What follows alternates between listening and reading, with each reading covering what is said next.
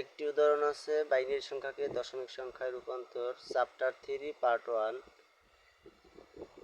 আছে। কি অঙ্কটি আছে 1001, এটা আছে বাইনারিতে, দশমিকে নিতে বলছে, এটা পূর্ণাংশ। আচ্ছা যাই হোক, এখন অঙ্কটা তুললাম।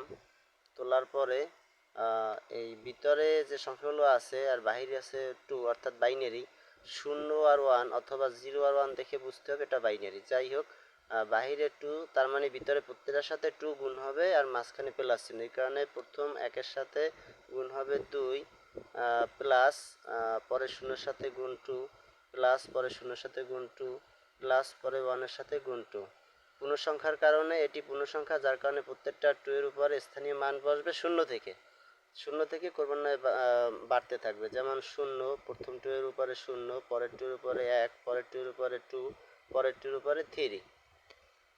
আচ্ছা, এরপরে এই 2 এর উপরে 3 আছে পাওয়ার, তার মানে 3টা 2 রে গুণ করলে হয় 8, প্লাস এখানে 2 এর উপরে 2 আছে, তার মানে 2টা 2, এটা গুণ করলে হবে 4।